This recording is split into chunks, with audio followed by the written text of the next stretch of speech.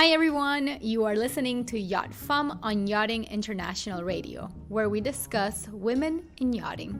Welcome to YachtFemme, where we talk about the women that make the yachting industry. I'm your host, Andrea Tagliaferro. Learn who they are, how they got into yachting, and what they do today. Meet Jenny Matthews, chief mate, co-founder of She of the Sea, and leader in diversity and inclusion efforts in yachting. She of the Sea was launched in 2018. It strives to move the industry past the outdated status quo and embrace talent, passion, dedication, regardless of gender, race, ethnicity, or orientation. Jenny also recently co-created LegaSea, the first industry-wide yachting mentoring program. In 2020, Jenny finished her studies in sustainability, leadership, and corporate responsibility, and was appointed chair of the Maritime UK Pledge and Charter Group. Hi everyone, welcome back to YachtFemme. We took a little bit of a hiatus and took some time off on the holiday, but now we're back and we're here with Jenny Matthews. Jenny Matthews, you might have seen her plastered all over the social media and yachting and everywhere else there's media coverage for the yachting industry. She is a chief mate and the founder of She of the Sea. Thank you so much for taking the time to be here, Jenny. It's amazing. Thank you so much for the opportunity to sit down and chat. I've been looking forward to it. So Jenny's one person that has been recommended to me to be interviewed for obvious reason. Have you met Jenny? I was like, of course I know who Jenny is. Of course I know who Jenny is what I would respond. So I'm happy with just me. We're able to coordinate and make it work because she has been launching these amazing projects that of course have been consuming her time.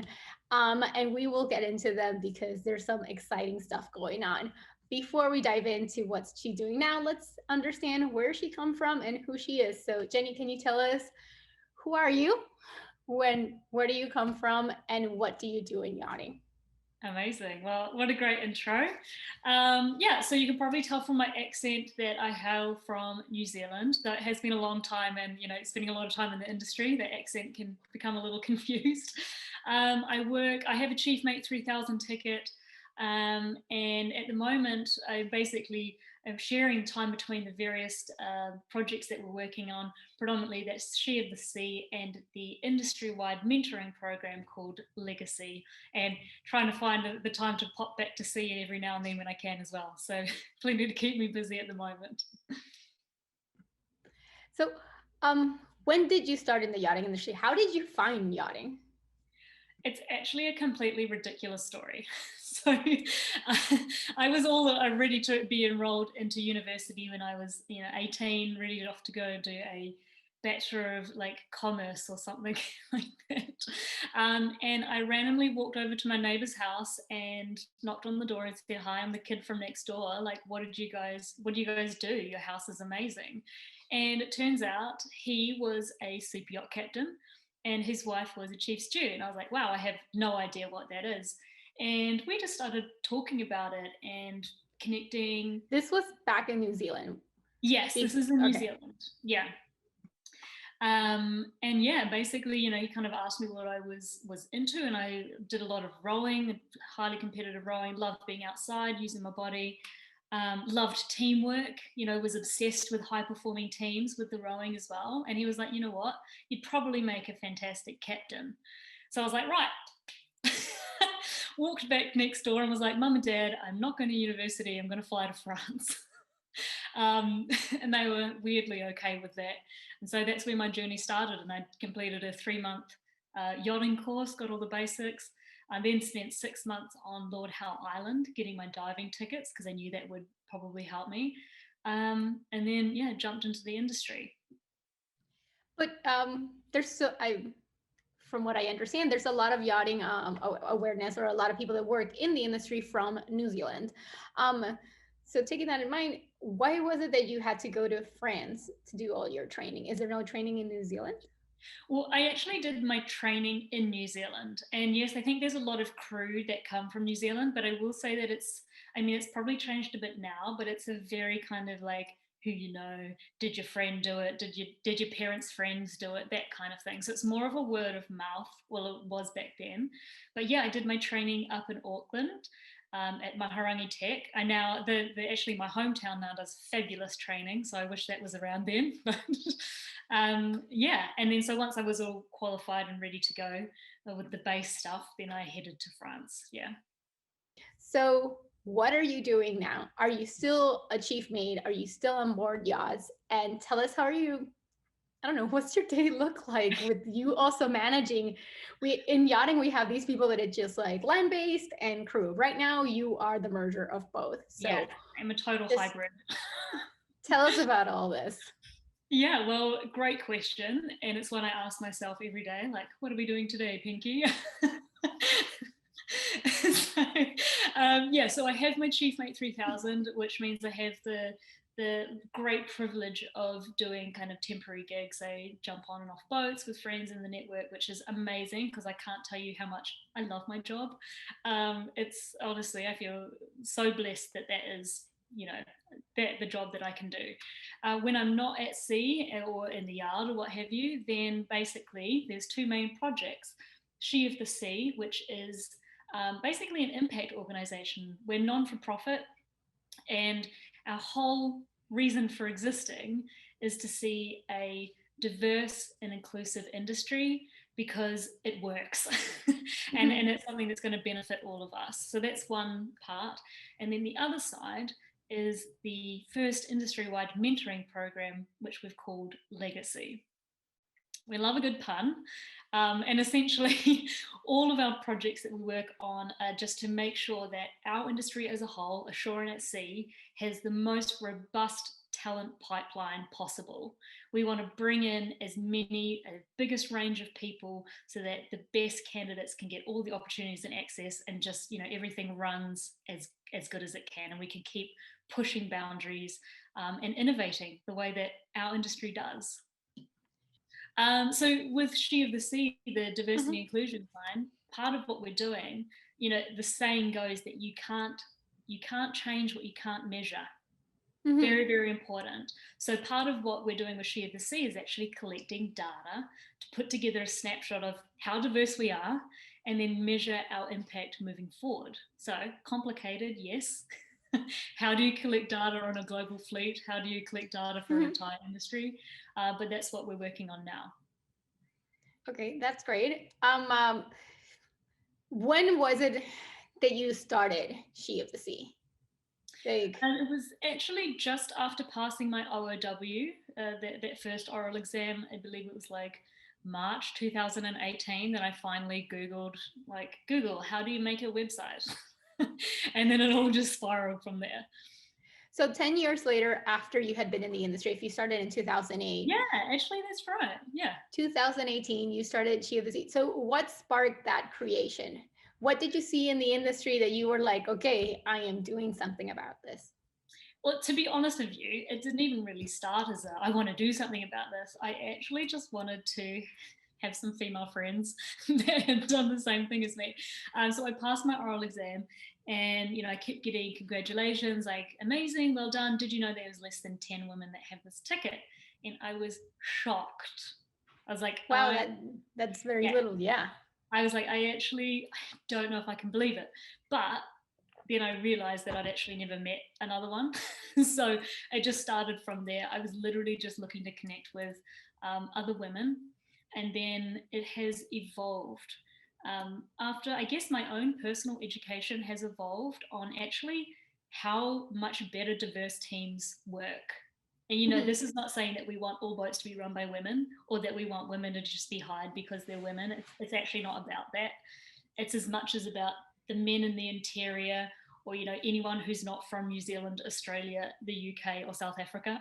There is so much more to this conversation, and that's what we love about it. It's super organic, and it's a journey. Yeah. I lost my train of thought there when you said from all over. I was like, I'm Venezuelan, and then so I'm in that diversity bucket. For me, that was so important when I was moving from Venezuela to the States. When you would fill in your application in the university, I remember from TV shows, not that I had any other sources, that diversity was something they needed to like fill a certain percentage of people that were studying there, right? And Sure. I kept thinking, okay, I am Venezuelan, but I'm also Italian. What do they need more in Florida University? Is it Venezuelan or is it One. the other one? So which one do I actually pick? Maybe just half a tick in each. I actually ended up picking Italian because I was like, there's a lot of Latins here. So chances are I'm more different if I go with the Italian side. I did actually, that's actually, you brought up a really good point, and it's one that I do like whenever I'm talking about She of the Sea. It's one that I feel really like drawn to highlighting, especially that I just mentioned data collection. We have the advantage as an industry to look back on what's worked in the outside world, because the outside world's been doing this for ages, right? So we get to see what works and what doesn't work. And one of the things I like to explicitly say that we are not doing and not encouraging is quotas. So those do not work. They're actually really damaging to all parties. So we're able to use the strategies that do work, and that doesn't include quotas. Ah, well, there we go. What has been, okay, many projects, but what has Yeah. been your biggest accomplishment since you got into the yachting industry? So yachting related, it doesn't have to be She of the Sea, it could also be while we were on board and all that. So Yeah, great question. I think anyone that's done an oral exam will know that that is right up there. It's equally the most terrifying and amazing thing. So that's up there. But I have to say the biggest achievement actually came in the form of a letter from Jacinda Ardern that was like personally signed, about She of the Sea, saying how great it was and that she looked into it, and that and you know, she's an icon, she's my personal hero. So to get a personal message from her was absolutely mind blowing. and then you connected with her after you got the letter. Yeah, yeah. It's. I mean, this is just a testament to how amazing she is. Is that we've kept in touch for the last 2 years, and you know, I send her little updates, and she sends stuff back, and it's just like, yeah, unbelievable. Can you imagine? No, I cannot. That must be amazing. Mm, in the more than a decade that you've been in yachting, what changes have you seen in the industry?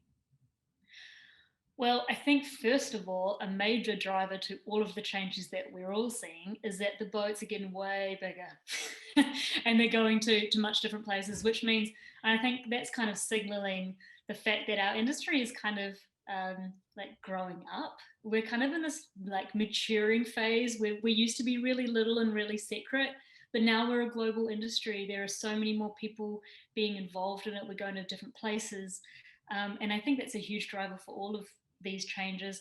I will say that since 2008, when I did join, you know, I was met a lot with, you know, like women can't be on deck, that kind of sentiment. Mhm. Unfortunately, there are still sentiments like that, not just for women, but basically anyone who doesn't fit the status quo. But we are seeing significant changing in attitudes and actually education and understanding why that doesn't actually serve us anymore. So, yeah, I think it's changing a lot. For the Long way to people go. that, sorry? Long way to go. There's always a long way to go. Oh yeah, long way Yeah. to go. For the people that are listening and they're actually not in the yachting industry, um, who doesn't fit the status quo? Not that you are saying they do or they don't. I mean, what does the industry usually say? You know what? You don't look like you fit in either on in the yachting industry or in this specific role. Well, I think it's probably easier and quicker to say who does traditionally fit that role. And I would say, from my experience and my insight, when we look at each department, there are obviously specific genders. You know, interior is traditionally female, engineering and deck male. I mean, even in the shoreside community, charter brokers versus sales brokers, there are certain expectations of who works and what. I've heard a lot, and I can absolutely understand it from my own experience. A very Anglo-Saxon industry, lots of Brits. There are like obviously a lot of Kiwis, South Africans, Australians. And I'm not going to be, I'm going to call it out straight away. There are certain expectations of what you look like, levels of attractiveness, those kinds of things, presentability. So yeah, there are a lot of barriers to move through. I've always said this is the industry with the most attractive people. If people think it's fashion, no. It's hard to find a team or of crews that people don't have this level of attractiveness. I've always was like struck by that. Not only Yeah. with the women that are selling the yacht that are there that people think are part of the industry, but no, they're just there at the boat show for a day or two and they really don't get on board. But the people that are on board, it is definitely, there has to be a filter. I've only known another industry, which is real estate, that you have to have your picture on your CV. I was really taken back because I came from architecture, and all of a sudden, why do people have to see my picture? It was, Yeah, um, I mean, I kind of had the opposite way around that because I'd been in the industry since I was a little bubby, basically, like 18, 19. And then my friends who are now all lawyers, they're like looking at my CV, they're like, why is your photo on there? It's super weird and kind of like a little bit illegal. I was like, what? exactly, What? exactly. There's a lot of information here, like your hobbies, that would not be appropriate for me to ask, and you're just giving the Yeah, information up height, front. weight, those kind of things. I always Um, thought that was very normal. so as a female, did you have any issues that you had to overcome while you were making your way up the ladder? What was your experience as a female in yachting? I think it's a really good question, and it's one that I've obviously circled a lot. I think it's really interesting, and I've had also the benefit of listening to a lot of men and women in the industry and hearing their comments on the industry and challenges and everything. And so there's kind of two parts to this question. There's one part where I recognize that we are all individuals and nobody has an easy ride, whether it's in yachting or not. So we all face our own growth points and challenges that make us grow based on who we are as a person. And I think, most of my challenges and what I've experienced, could equally be put down to like personality or just growing up, not being an 18-year-old, all those kind of things. However, I will say that the challenges associated to gender, and this also goes again, not just for women on deck, but for, males on the interior and all these other demographics, is the challenge of opportunity. So, do doors open for you? Do you get the job opportunities? Do you get the promotions? Do you get pushed forward for things like your peers who more traditionally do suit those roles?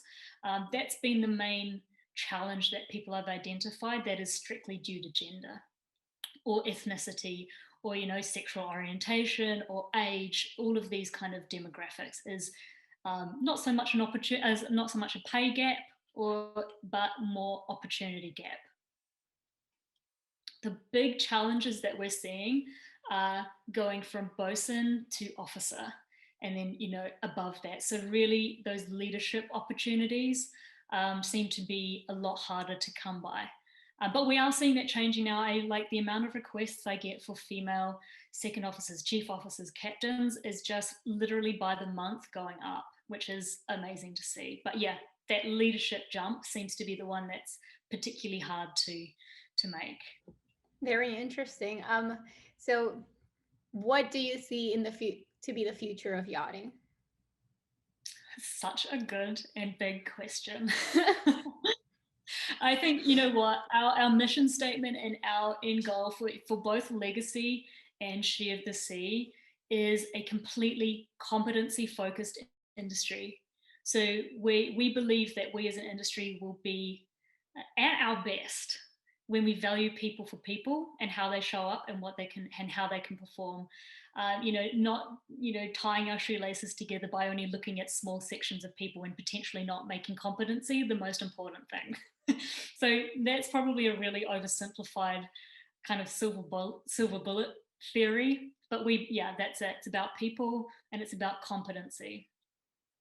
The pandemic has affected so many businesses. Our industry in the beginning, everybody was on lockdown. Some boats were just stationed, and the crew just couldn't leave or just couldn't get to the boat. So we saw a lot of people affected. But how has the pandemic affected you and She of the Sea? Great question. I feel like for us as an organization and as a network, we've always been people centric. it's about that connection that we make with each other. It's about a shared vision and hope for our industry. So for us, we did a lot of things like webinars and made WhatsApp groups and just ensured that if we didn't have anything else, we had someone to talk to and we had some way of gathering information. So for us, that felt really high impact, and the feedback that we got from it was really incredible. I think also if we look at the conversation of diversity and sustainability in general in the world, its time has come. The corporate world outside of yachting, this is like one of the biggest moving points where industry's budgets and innovation is going to make it happen. So really, for us, it's the right idea at the right time. And we've seen amazing momentum build this year, which is so inspiring. Well, that's good. So now I want to share something about you with the audience. Maybe something, a hobby, or just let us into your world, something that you really love, and let us get to know you better. So share with us. Something that people may not know unless they've worked on a boat with me, perhaps, is that, and this is pre-COVID, by the way, completely obsessed with salsa dancing. Bachata, kizomba, I'm here for it all day, every day. At one point did actually consider throwing it in, becoming a dance teacher, who knows? You're kidding. Pipe dream. Well, I was like, I will compete with you, because that is definitely something I've been teaching people from a very young age.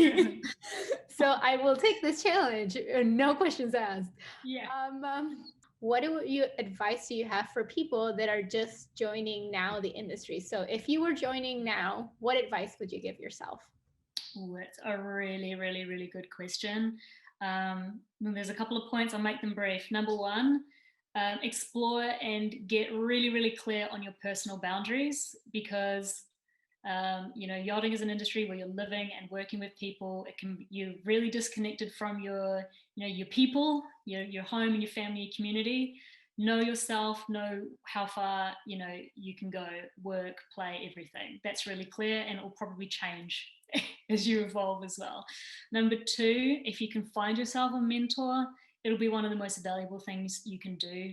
The whole reason that we created LegaSea is that my partner Tash had amazing mentors. I didn't have as much access to mentors, and when we sat down and compared our journeys, I was like, okay, that would have been great.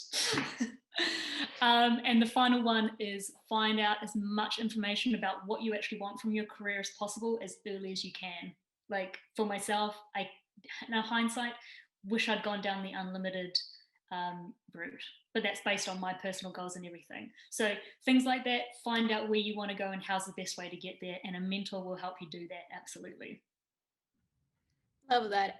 That was also a little bit behind of why I created Yacht Dame, was I couldn't find anyone else I could relate to. No one else was, yes, I knew some females in the industry, but who else was ambitious? Who else was trying to do something? It was just like, there's one person, but she's busy. And I was like, oh, but we have this organization that also exists in other parts of the world. How are we not feeding off each other?